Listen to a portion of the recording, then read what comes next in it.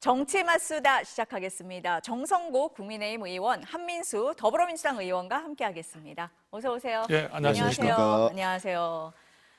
윤석열 대통령 탄핵 심판 선고가 늦어지면서 여야 공방이 거세지고 있습니다. 오늘 오전에 산불 추경을 논의하기 위해서 우원식 국회의장 주재로 여야 원내대표가 만났는데요.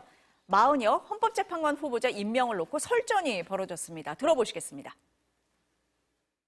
한덕수 총리는 헌법재판소의 결정을 취사 선택할 권한이 없음에도 자신에 대한 결정은 따르면서 마은혁을 임명하라는 결정은 아직까지 주저하고 어쩌면 거부하는 이중적 태도를 취하고 있습니다. 헌법재판소의 온전한 구성을 방해하고 내란을 지속시키며 헌정 붕괴와 경제 위기를 키운 무거운 책임을 져야 합니다. 한덕수 총리가 오늘 즉시 마은혁 재판관 임명하기를 거듭 촉구합니다. 국회가 추천한 3명의 헌법재판관 후보자를 임명하지 않은 것이 중대한 헌법 위반이 아니라고 이미 7대1로 이미 판단을 내렸습니다.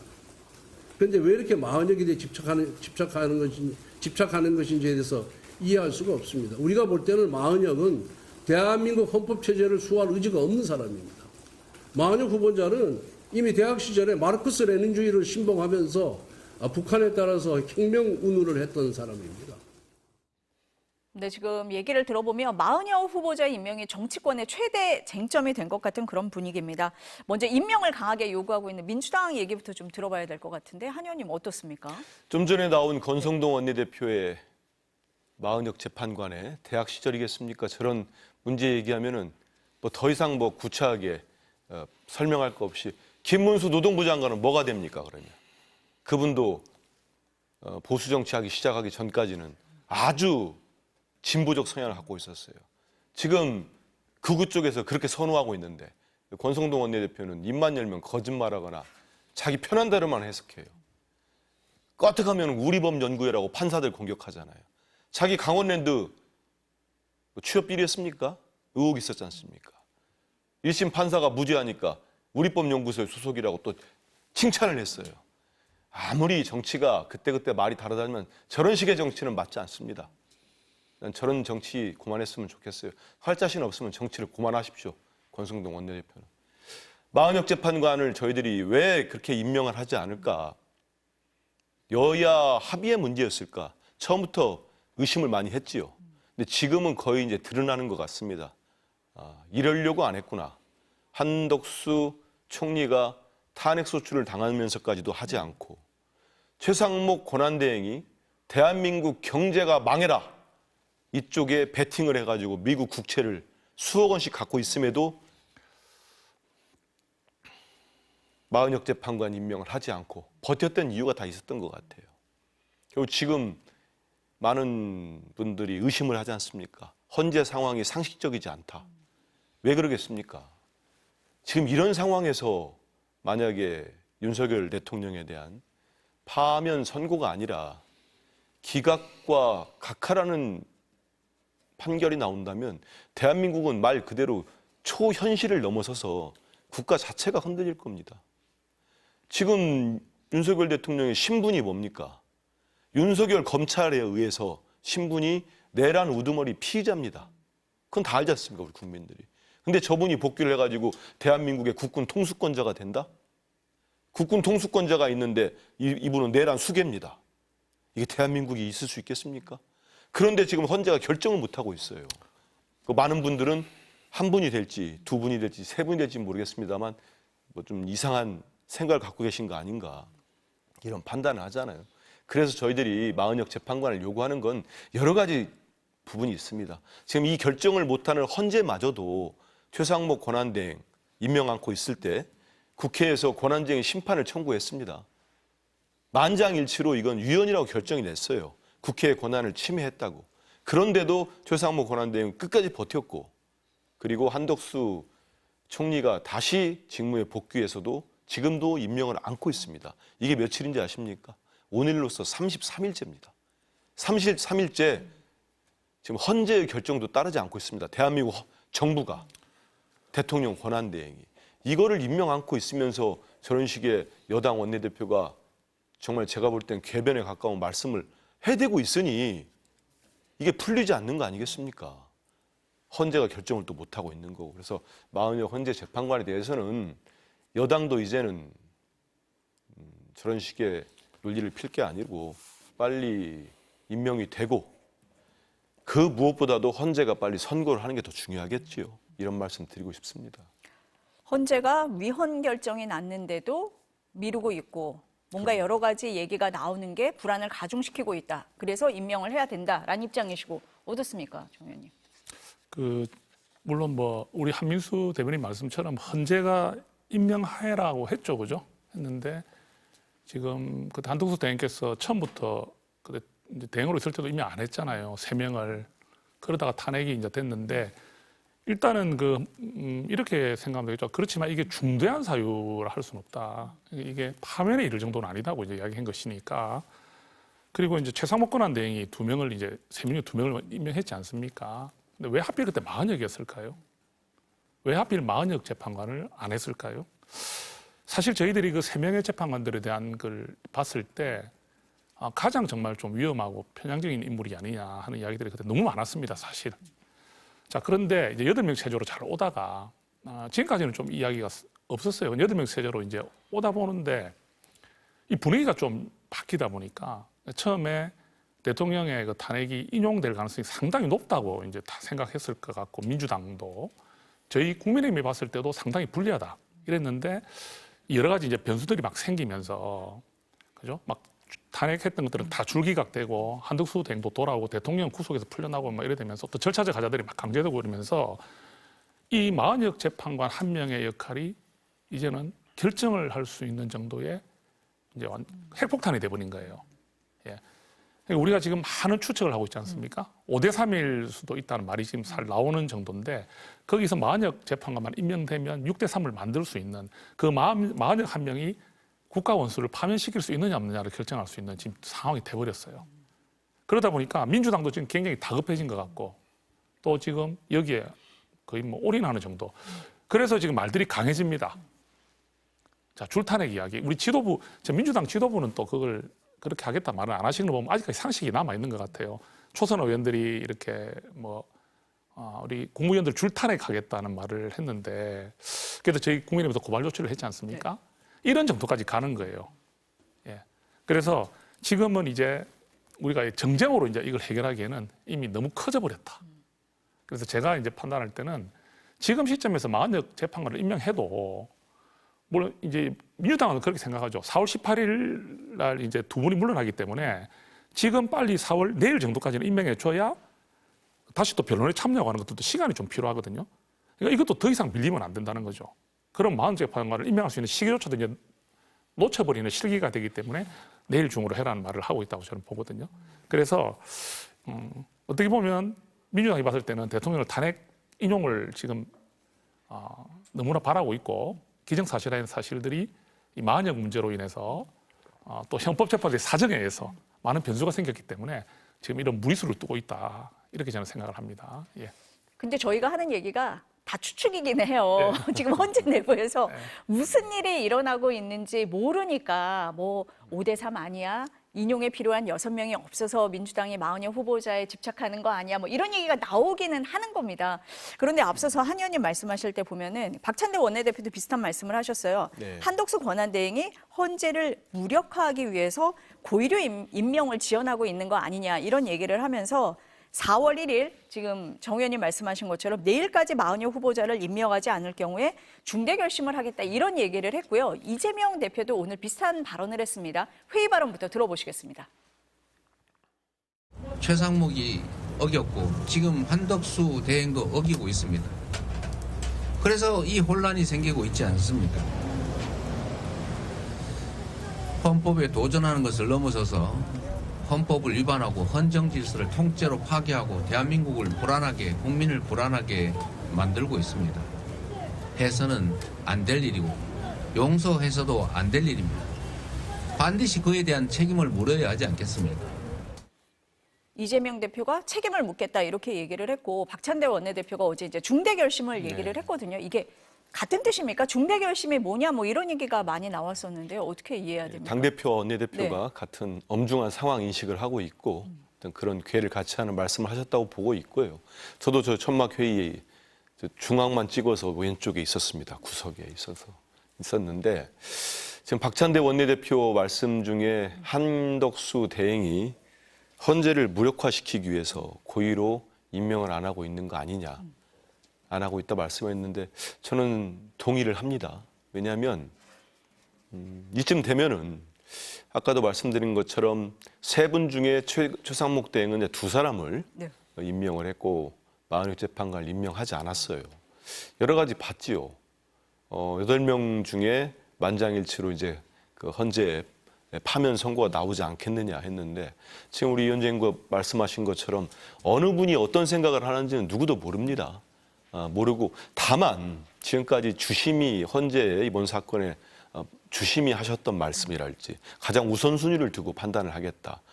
그동안에 진행되었던 최종 본론이 지난달에 25일 날 끝난 걸로 제가 알고 있습니다. 그럼 한 달을 훌쩍 넘겼습니다. 그런 과정들을 보면은 헌재 내부에 좀 이상 주류가 있는 거 아닌가 이런 의심을 하는 것 자체는 무리하지 않은 것 같아요.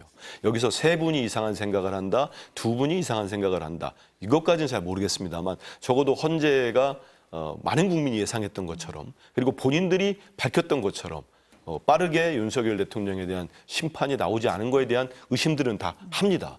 그래서 저는 결국은 지금 뭐 일부 학자들이랄지 전문가들이 얘기하는 것처럼 두 분 또는 세 분이 파면이 아닌 다른 식의 생각을 한다면 결국 저는 마흔역 재판관 이 한 분의 그 역할이 상당히 크다 이런 생각을 합니다. 결국 한덕수 대행이랄지 또는 윤석열 대통령과 그 대리인단 또는 검찰의 뭐 수뇌부랄지 이런 분들이 그동안 예상치 못했던 윤석열 대통령에 대한 구속 취소와 즉시항고 포기 그러면서 지금 활개를 치고 있는 거 아닙니까? 이런 과정들을 보면은 윤석열 복귀 시나리오가 있지 않겠나 이런 생각을 합니다. 그러면 제2의 계엄은 저는 그거는 뭐 불가피한 정도가 아니고 벌어질 거라고 봅니다. 이미 많은 보도들이 있지 않았습니까? 11월 4일 날 국회가 계엄 해제 결의안을 의결한 당일 날도 제2의 계엄을 하려고 했던 거 아닙니까? 보도들이 지금 나오고 있어요. 그 대통령의 육성을 통해서도 그 진술을 통해서 나오고 있습니다. 그렇다면은 전 대한민국은 돌이킬 수 없는 상황을 갈 수도 있다. 우리 민주당이 지금 다급한 게 아니고요. 대한민국의 헌정 질서가 저는 송두리째 파괴될 위험에 처했다고 봅니다. 그렇기 때문에 이건 막아야 되는 거 아니겠습니까? 있을 수 없는 일이죠. 제2, 제3의 계엄이 일어나가지고 저는 그럴 때는 우리 저뿐만 아니고 여기 계신 정 의원님도 무사하지 못할 수 있죠. 왜냐하면 당시 비상계엄 해제 결의안에 모두 찬성했던 한동훈 대표와 그 국민의힘 의원들 윤석열 대통령이 가만 놔두겠습니까? 진짜입니다. 네. 제가 뭐 농담이 아니고 이거는 국가의 우리 대한민국의 위기라고 생각해요. 그래서 저는 꼭 이 말씀을 헌재 재판관들에게 우리 방송을 본다면 드리고 싶어요. 박근혜 대통령 탄핵 심판 때 어느 한 분이 우연치 않게 재판관 한 분을 봤답니다. 그분이 되게 보수적인 분이었대요. 우연치 않게 봐서 물어봤더니 그분이 그렇다랍니다. 나는 역사와 국민, 헌법만 보고 하겠습니다. 지금 우리 헌재 재판관들이 그런 마음으로 임해 주셔야 될 때가 아닌가 이런 생각을 합니다. 두 분 말씀 중에 좀 공통점은 있어요. 정 의원님도 앞서서 말씀을 하실 때 헌재 기류가 조금 그전과 달라졌다는 이런 분위기가 감지가 되면서 마흔역 후보자가 어쩌면 결정적인 역할을 할 수도 있지 않겠느냐라고 보는 측면이 있고 그 때문에 민주당에서는 한덕수 대행이 고의로 임명을 하지 않았을 수도 있다라고 좀 의심을 하고 계십니다. 어떻습니까?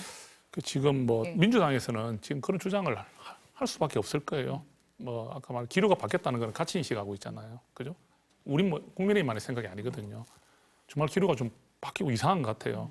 그러면 아무래도 우리가 이상하다는 거는 예정돼 있던 인용의 가능성이 높다는 것으로 돼 있는 것이 기류가 이상하다는 건 무슨 의미입니까? 뭔가 우리가 당연히 인용이 되지 않겠나고 생각했던 부분들이 그대로 가지 않고 있다는 기류 이상이라고 보는 게 맞겠죠. 그러니까 민주당이 더 강하게 나오는 것 같고요. 그래서 지금 이제 우리 그 헌재 무력화라고 하시는데 사실 8인 체제에서 재판 가능합니다. 제가 기억하기로는 박근혜 전 대통령 탄핵 심판도 8인으로 한 것으로 알고 있습니다. 한 명 9인 체제지만 지금 8인 체제로 해서 헌재가 무력화됐다 보지는 않습니다. 그 부분에 대해서는 제가 반론을 좀 제기하고 싶고요. 그다음에 헌법재판관들 그 임명을 해라 했지만 언제까지 해라는 규정은 또 없습니다. 그러면 이 부분을 해석에 따라서 그래서 아마 한덕수 권한대행에게도 이게 분명히 위법하긴 하지만 탄핵에 이를 정도는 아니다고 판단한 걸로 저는 해석을 좀 하고요. 지금 너무나 지금 나라가 이렇게 아까 그 우리 한민태 대변인 말씀하시는데 제가 좀 말씀드리고 싶은 것은 대통령께서 계엄을 또 하지 않겠나 이렇게 민주당은 말씀하시는데 지금 만에 하나 정말 대통령이 복귀하셔서 계엄을 한다면 그때는 우리 보수도 이제는 할 말이 없을 것 같은데요. 예? 그런 대통령을 또 지키지 하겠습니까? 예? 그리고 저는 중도가 100% 다 돌아선다 생각하는데요. 예? 그것은 이제 그런 주장이고 분명히 이 비상계엄이 잘못됐다는 것은 우리 국민의힘에서도 거의 대다수의 의원들이 다 인정하고 있는 것이고 그렇기 때문에 국회로부터 탄핵 소추가 된 것이고 그죠? 헌재의 판단을 기다리고 있는데 과연 이것이 그런데 대통령을 파면시킬 만한 정도의 큰 일이냐를 가지고 지금 이제 논쟁이 벌어지고 있는 거 아니겠습니까? 그러니까 우리가 이재명 대표의 이번에 2심무죄 같은 경우도 이게 일정 부분 잘못이 있다 하더라도 이것을 그렇게 이제 실형을 물을 수 없다. 벌금을 물을 수 없고 무죄다. 이런 게 되는 것처럼 이 계엄 같은 경우도 대통령의 고유의 통치행위 아니냐.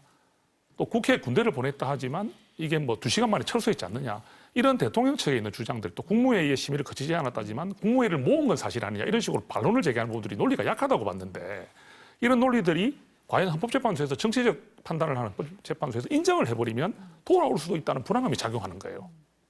그러니까 저희가 여전히 그 대통령의 그 부분을 잘못했다 하지만 마지막 결론은 그거거든요. 이걸로 그럼 대통령의 그 지위를 박탈하느냐는 거거든요. 그래서 대통령이 다시 계엄을 할 것이다. 이런 좀 뭐 상상적인 이야기는 좀 자제됐으면 좋겠다 생각하고 불필요하다 생각을 하고요.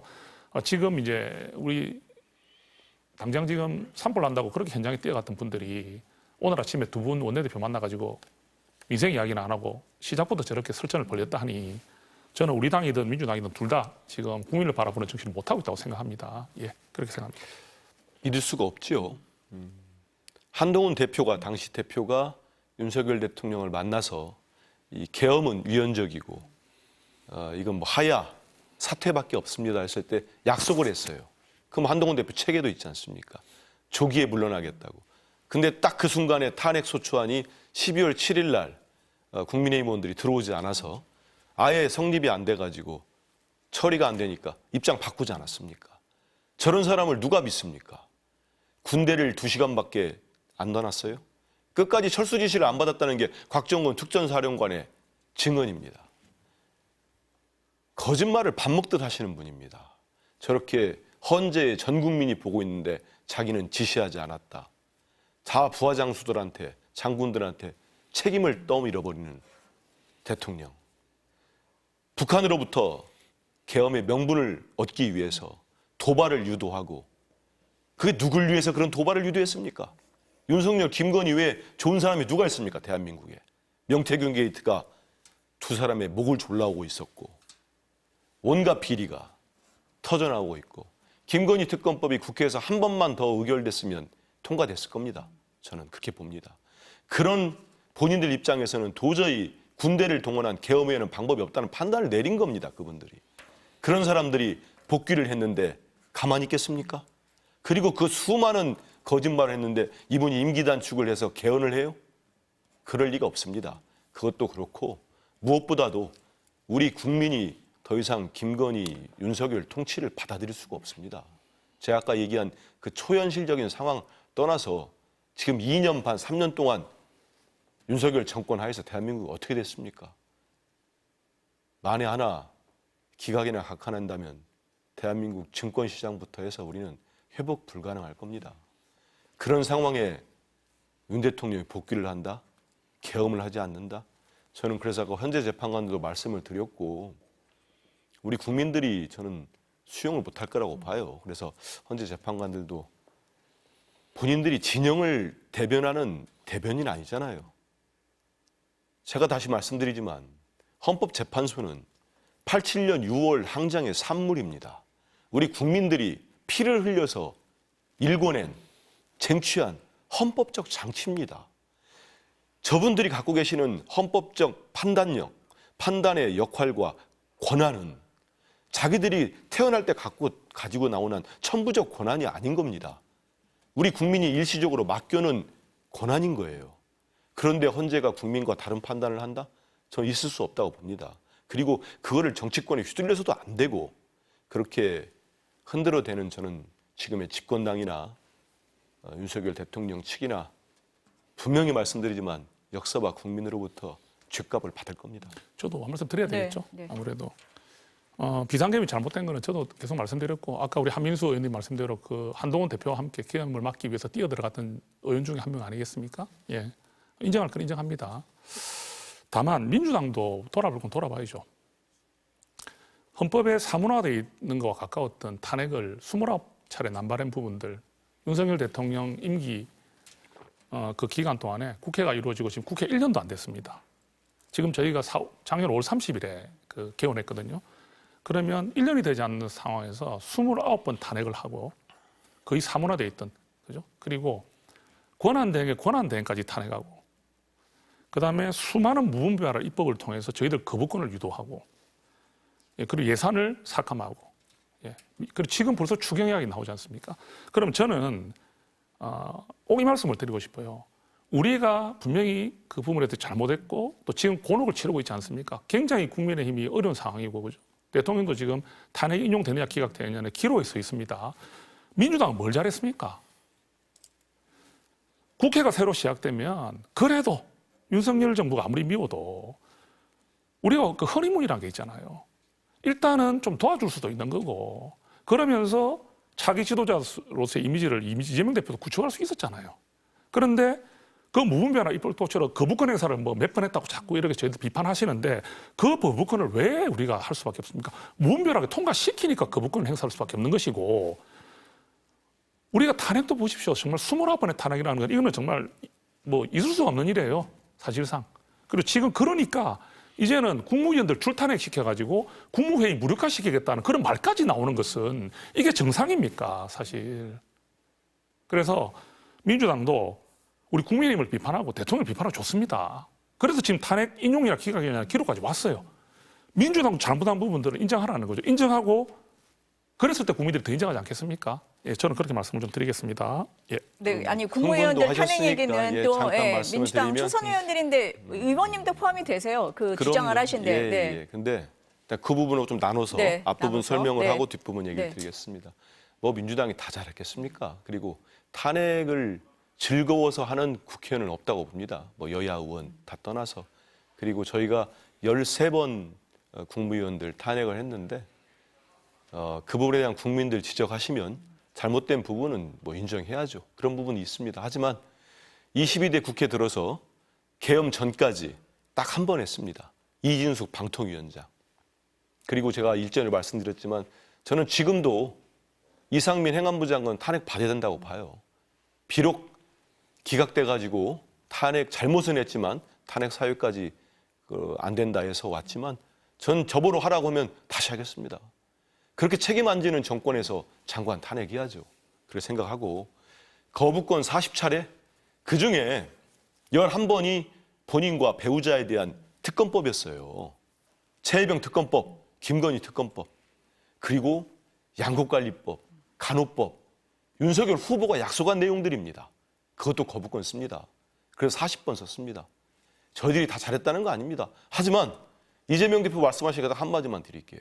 이분이 22년 8월 28일 날 당대표 당선되는 날 첫 제의한 게 윤석열 대통령 만나서 민생 회담하자는 거였습니다.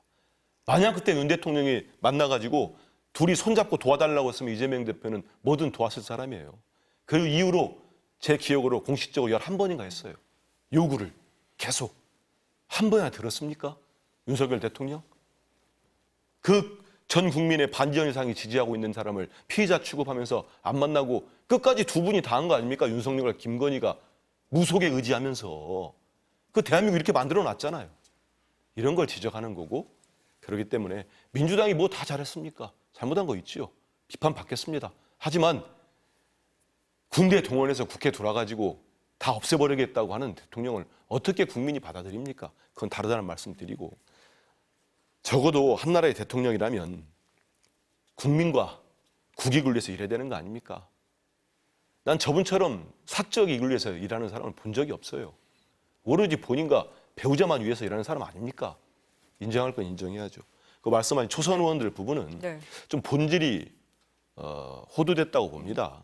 자꾸 줄타내기란 말로 네. 또 이제 민주당 반대쪽에 있는 분들을 자극하는 건데, 전제 조건이 있습니다. 마은혁 재판관을 임명하라는 겁니다. 한덕수 대행이 임명하면 한덕수 대행 탄핵 얘기가 나올 수도 없습니다. 하지 않습니다. 임명 안 하려고 하는 거 아닙니까? 거기에 대한 거 말씀을 드리는 거고, 한덕수 총리 탄핵하고 우리 민주당도 비판받지 않았습니까? 지난번에. 하고 싶어 했겠습니까? 근데 이분이 최종적으로 입장을 냅니다. 헌법재판관 3인 임명 안 하겠다는 입장을 냅니다. 여야 합의해보라는 거예요. 안 하겠다는 얘기거든요. 그러면 지금 헌재가 8명으로 아예 운영 자체가 안 됐을 겁니다. 그런 사람을 입장 바꿔서 국민의힘은 탄핵 안 할 방법이 있습니까? 할 수밖에 없는 거죠. 그렇게까지 온 겁니다. 그리고 나머지 이제 국무위원들 순번을 이어받지 않습니까? 그런 얘기를 한 건데, 그걸 가지고 지금 국민의힘이 저를 포함해서 이재명 대표 편에 또 고발을 했어요. 내란 선동죄. 선동죄입니까? 네. 참, 제가 그래서 두 가지를 의심합니다.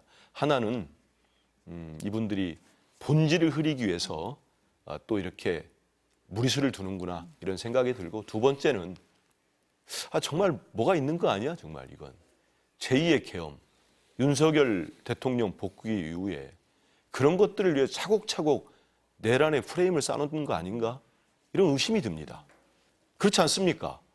적반하장도 이런 적반하장이 있습니까? 아니 본인들 대통령이 내란죄를 일으켜가지고 지금 재판이 시작됐습니다. 이런 상황에서 야당 의원들을, 야당 대표 야당 의원들을 가지고 대거 내란 선동죄로 고발을 했다. 이거는 말 그대로 도둑이 매를 든 꼴이죠. 그래서 왜 그랬을까를 지금 의심하고 있는데, 지금 현재로서는 의심 단계니까요. 근데 좀 더 지내보면 드러나겠습니다만은 그러지 않기를 바라고 있습니다. 간단하게 네. 뭐 네. 질문 마쳐야 될 것 같죠. 네. 이 부분은 꼭 짚고 싶습니다. 왜냐하면은 행정부가 있잖아요, 그죠? 행정부가 상권 분립의 한 축이잖아요. 우리는 입법부입니다. 그 행정부를 무력화시키겠다는 의미의 발언은 안 하셨어야죠. 그러니까 이게 줄탄핵 시켜가지고 국무위원을 뭐 11명 이하로 떨어뜨려서 국무회의의 기능을 정지시키겠다는 그런 표현들도 나왔다고 들었는데, 저는 그런 이야기는 거의 극소수 몇 분이 하신 이야기라고 생각하고 싶습니다. 뭐냐면 행정부는 지금 우리 국가를 운영하는 기관 아닙니까, 그죠? 운영하는 기관을 그 기능을 못하게 만들겠다는 그거는 어떤 이유로도 저는 그거는 설득력도 없고 국민들로부터 그거는 비판받을 수밖에 없기 때문에, 이런 부분에 대해서는 그래도 제가 오늘 뭐 지도부에서는 이게 지도부의 생각은 다르다. 초선 의원들의 의견이 다 있기 때문에 저는 이렇게 말씀드리고 넘어가겠습니다. 예. 그러면 혹시 앞서서 두 분도 잠깐 언급은 하셨는데, 이 윤 대통령 탄핵 심판 선고가요, 18일을 왜 우리가 주목을 하냐고 하면 문영배 재판관과 이미선 재판관 임기가 끝나는 날이거든요. 예. 이게 좀 넘어갈 가능성도 있다, 뭐 이렇게도 보십니까? 어떠세요? 저는 못 넘어갈 거라고 봅니다. 물론 지금 유럽의 여러 국가들에서는, 뭐 제가 나라 이름까지 얘기 안 하겠습니다만은, 국가들에서는 헌법재판관, 우리와 비슷한 기구들이 있습니다. 헌법재판관 임기가 네. 마치더라도 후임이 정해지지 않을 경우에는 후임이 정해질 때까지 전임자들이 임기를 수행할 수 있도록 해놓은 국가들이 제법 있습니다. 근데 저는 이번 4일이죠. 금요일 날까지도 헌재가 어떠한 움직임도 없다. 네. 하면 저는 아주 심각한 상황을 맞을 거라고 봅니다. 그거는 국회에서 국민의힘을 제외한 야 5당이 뭔가를 추진한다. 이런 걸 떠나서 저는 국민들이 들고 일어날 수밖에 없는 상황까지 온다고 봅니다. 그런 상황에서 다른 재판관들도 그렇고 4월 18일 두 분이 임기가 끝나는 상황에서 그걸 참고 넘어갈 수 있겠습니까? 그런 생각하고요. 지금 오늘 보니까 어느 보도를 보니까요. 국힘당 지도부에서 두 사람이 퇴임을 하면은 원래 그 문재인 대통령 목 아니었습니까? 네, 네. 그렇기 때문에 한덕수 대행으로 하여금 두 사람을 지명하게 한다 하는 그런 보도가 나오던데 그 저는 지명 권한이 없을 뿐만 아니고 만약에 그런 움직임을 한다면 제가 아까 말씀드린 대로 그건 윤석열 복귀 시나리오죠. 제2계엄 획책입니다. 그럴 경우는 있을 수도 없지만 그런 시도를 할 경우에는 큰 혼란이 발생하고 결국 저는 그런 과정에서는 여러 가지 아주 심각한 상황을 맞을 수밖에 없다 이런 말씀 드립니다. 그래서 저는 헌재가 네. 4일, 11일, 4일까지는 결정을 내야 된다고 보고 있습니다. 이번 주에 어쨌든 결정을 그럼 내려야 혼란이 없어지는 거고 이미 18일을 충분하게 넘기는 혼란이 상황은 있습니다. 안 와야 그렇습니다. 된다라고 예. 보시는 거네요. 어떻습니까? 예, 18일을 넘기면 안 되죠. 그죠? 예, 그렇게 되지 않을 것 같아요. 저는 제 예상은 요즘은 예상에 이게 맞는 일이 잘 없어가지고 뭐 저도 말씀 잘 못 드리겠지만 너무 그죠? 네, 너무 맞습니다. 의외의 일들이 많이 네, 벌어져서 그래도 우리가 생각해 보면 지금 8인의 헌법재판관들께서 또 문영배 이미선 재판관이 본인의 헌법재판관으로서의 그런 책임과 의무를 다하지 않고 18일까지 선고를 안 하고 나간다 생각하지는 않습니다. 예, 그 부분은 그렇게 선고를 피해서 나가는 그 이후가 훨씬 더 무서운 일이기 때문에 저는 그렇게 하지 않을 거라고 생각하고요.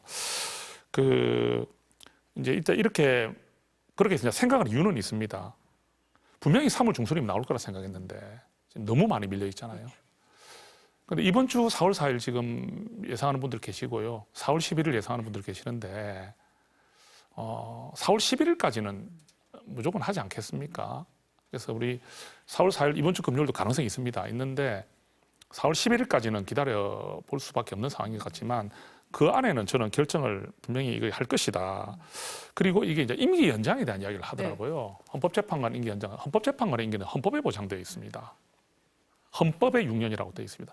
국회의원의 임기는 4년인 것처럼 딱 대통령 5년, 헌법재판관 6년 이런 식으로 되어 있습니다. 이렇게 헌법이 규정하고 있는 이 헌법재판관의 임기를 그 뭐 임명이 잘 안 된다는 이유로 그걸 뭐 연장할 수 있다는 식으로 만드는 부분은 그건 상당히 무리가 있고 법률적으로도 그건 어렵다고 알고 있습니다. 우리가 뭐 어떤 예를 들어서 뭐 EBS 이사 이런 분들이 뭐 3년 임기인데 그 이제 다음 후임이 안 임명되지 되면 않을 자동되고 이런 경우. 것들은 그런 경우는 있을 수 있지만 헌법재판관이라는 위치는 그거는 대한민국 헌법을 소화하는 재판관이 그렇게 임기를 우리가 마음대로 연장시킬 수 있는 법안을 만들고 해서 통과시키고 이거는 저는 사실상 거의 의미가 없다고 보고요. 안 된다고 보고 있습니다. 그래서 저희 국민의힘도 18일까지 임명을 하지 않고 두 분이 떠나달라고 하지 않잖아요. 우리 국민의힘에서 두 분 재판하지 말고 나가라 지금 말하고 있습니까? 아니거든요. 우리 국민의힘도 18일 전에 재판 결과 내놔라 하고 있습니다. 그래서 거기에 결국 응답할 것이다. 이렇게 봅니다. 지금 보니까 국민의힘에서도요. 조금 분위기가 바뀌어서 빨리 선고를 해라 쪽으로 바뀌기는 했어요. 그런데 그게 민주당에서 생각하는 거하고는 좀 속내가 다르다. 뭐 이런 얘기가 나오는데 그렇습니까? 이게 헌법재판관 마흔역 임명은 일단 안 된다고 보는 걸 우리는 기준이잖아요. 그러니까 마흔역은 안 된다는 건 절대 가치 아닙니까? 그러면 그 상황에서 선고를 내리는 거면은 내려야 된다고 주장하는 거라면은 이거를 더 미룰 이유가 없잖아요. 지금 헌법재판관에서 판단하고 있는 것이 우리 국민의힘이 기대하는 걸 5대3으로 기대를 하고 있는 거죠. 또 그거를 많은 분들이 또 그럴 가능성이 높아졌어 해주니 하고 있기 때문에 이걸 일주일 더 미루고 하는 게 무슨 의미가 있을까요? 그래서 빨리 선고 내리라고 하는 거죠. 그리고 또 마흔억 재판관에 대한 요구, 민주당의 이런 강한 어떤 요구나 또는 이런 불필요한 그런 여론의 우리 또 격화 이런 것들도 생각이기 때문에 지금은 우리가 국민의힘에서는 그렇게 주장한다고 봐야 될 것 같습니다. 좀 말씀하실 때 저도 웃고 우리 합리적인 정성구 의원이 말씀하실 때 조금 본인도 약간 헷갈리셨을 거예요. 왜냐하면 앞서서 말씀하실 때 헌재 재판관 임기 말씀도 하셨고 지켜야 된다고 하시지 않았습니까? 그 기준 똑같이 마흔역 재판관에 적용하면 됩니다. 우리 국민의힘 지도부도 마찬가지고 한덕수 권한대행도 마찬가지고 최상목 전 권한대행도 마찬가지였습니다. 헌재가 국회의 권한쟁의 심판에 만장일치원 위헌입니다까지 결정을 했습니다. 그 의무조항입니다. 그러면 이행해야 됩니다. 근데도 계속 왜 헌법이 결정한 내용을 정무적 판단을 들어가면서 두 전직 대행과 현 대행이 미루고 있습니까? 그러니까 많은 국민이 의심하는 겁니다. 이거는 내란 세력들이 내란 잔당이 여전히 윤석열의 복귀를 꿈꾸고 있구나. 그리고 제2의 계엄을 획책하는구나. 이게 합리적 의심이 들 수밖에 없는 거예요. 그리고 좀 전에 말씀하신 국힘당의 여러분들이 의원들이 모여서 모르겠어요. 그 진심일까 저는 생각합니다. 그분들 정말 국회의원들이실 텐데 진심으로 윤석열 대통령의 복귀를 바랍니까? 그 정도밖에 안 됩니까? 한 지역을 대표하고 국민을 대표하는 국회의원들이 윤석열 대통령을 인정하겠다는 겁니까? 이 계엄을 저지르고 친위 쿠데타를 하고 입법, 사법, 행정 모두를 군정을 하겠다는 사람입니다. 군정을 하겠다는 거예요. 그런 사람이 다시 대통령으로 받아들여서 그러면 자기들 아무 권한 없습니다. 비상 입법기구 만들려고 했잖아요. 그 지금 빨리 오라고 하는 사람들, 그분들 국회의원 배지 다 떼고 당신들 저기 어디 섬에 가 있든지 삐원벙커 가 있어. 여기는 다 군인들이 할 테니까. 좋아요? 받아들일까요?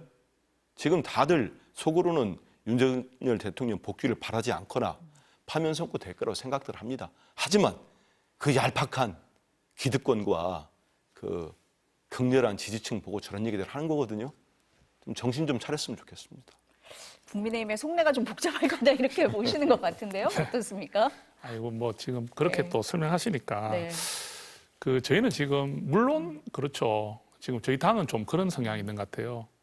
의원들이 이렇게 좀 자기의 더 정치적인 소신을 지금 발휘하고 있잖아요. 예를 들어서 대통령을 헌법재판소 앞에 가서 기각에 대한 이 팻말을 드는 분들이 있는 반면에 또 그런 표현보다는 헌법재판소의 판단을 기다리자 이렇게 하는 분들이 분명히 계시거든요. 저희들이 두 가지 목소리가 같이 있다고 생각을 해요. 그래서 그 말은 우리 지지자들, 우리의 입장에 봤을 때 대통령이 다시 돌아와서 뭐 대통령으로 복귀하기를 바라는 마음을 가진 지지자들 향한 저희들의 모습들, 또 그렇게 뭔가를 헌법재판소로 압박하는 모습보다는 헌법재판소를 존중한다면은 정말 법에 근거한 국민이 상식적으로 이해할 수 있는 판단을 내려달라고 그렇게 요청하는 것 두 가지 목소리가 같이 존재하는 것이 민주정당 아니겠습니까? 그래서 그 마음이 같이 있다고 보면 되는 것 같고요. 그렇지만 그 마음속 깊은 것을 어떻게 알겠어요? 그 사람이 진심으로 기각을 바라는지 말로만 그러는지는 알 수가 없는 거니까 그 두 가지 목소리가 같이 존재한다. 이런 말씀드릴게요.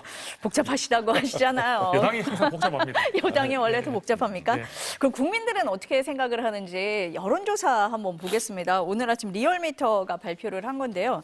조사 기간이 26일부터 28일까지예요. 이재명 대표가 항소심에서 무죄를 선고받은 이후에 조사가 됐다는 점 먼저 말씀을 드리겠습니다. 국민의힘 지지도가요. 36.1%, 민주당 47.3%입니다. 국민의힘은 떨어지고 민주당은 오르는 이런 모양새인데요. 오차범위 밖으로 벌어졌습니다. 중도층도 한번 보여주세요.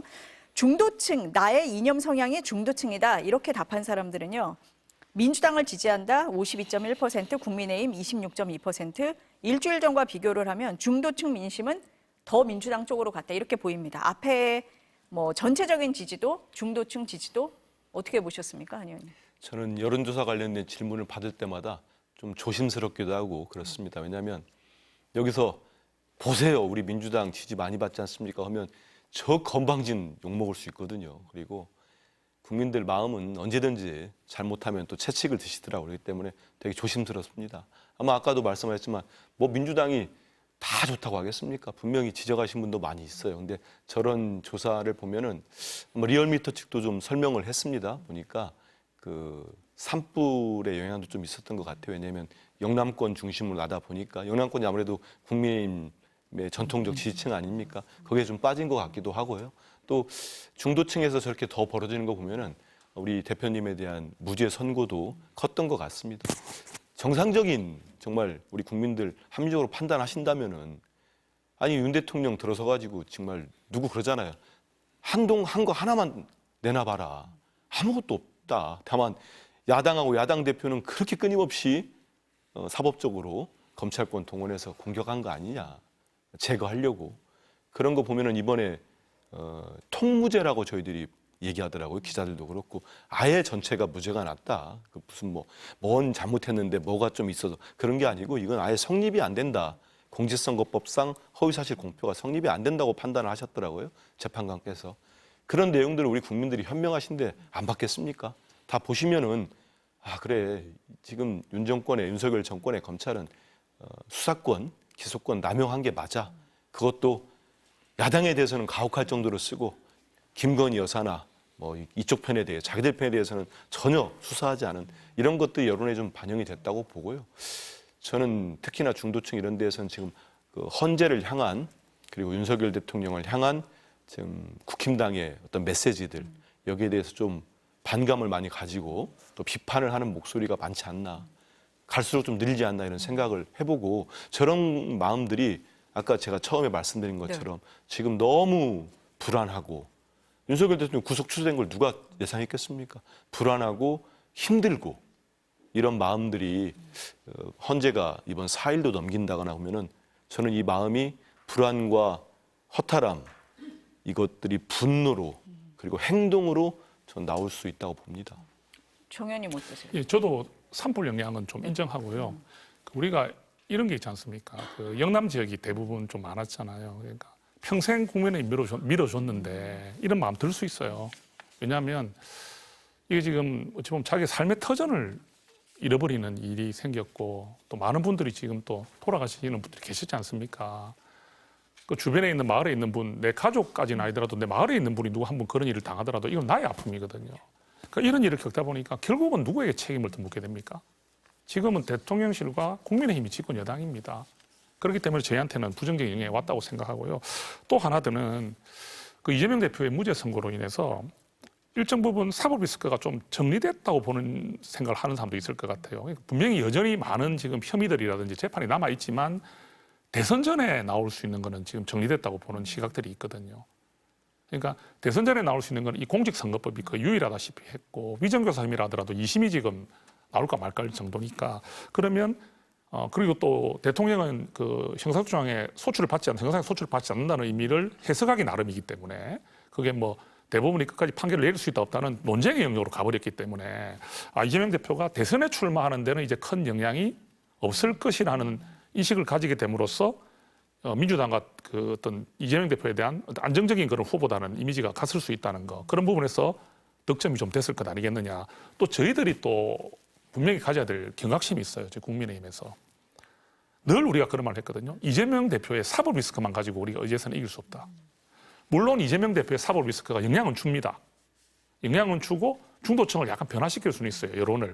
그렇지만 이재명 대표의 사법 리스크 하나만을 공격해서 우리가 절대 이길 수 없다는 건 우리가 알기 때문에 저희가 지금 이번에 국민의힘이 만약에 하나 조기 대선이 이루어진다면 결국 우리들이 어려운 선거가 될 것이라는 이야기를 하고 있는 거거든요.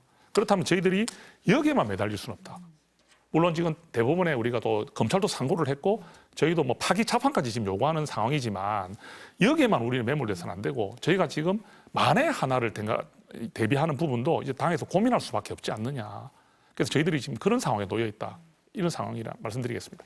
그 정당 지지도 말고 지금 이재명 대표 말씀을 하시니까요. 예. 그 차기 대선 주자 적합도 조사를 봐도 이재명 대표가 뭐 압도적인 1위인데 거의 과반에 근접했습니다. 49.5%.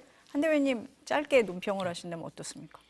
저희 민심이라고 보고 있습니다. 그리고 저런 마음들 저희들이 겸허하게 수용하고 지금 저런 수치 보면은 저희 대표도 그렇고 우리 당 지도부나 의원들은 와 우리가 집권하겠다 절대 그런 생각 않고 있습니다. 지금은 정말 이 내란이 빨리 끝났으면 좋겠어요.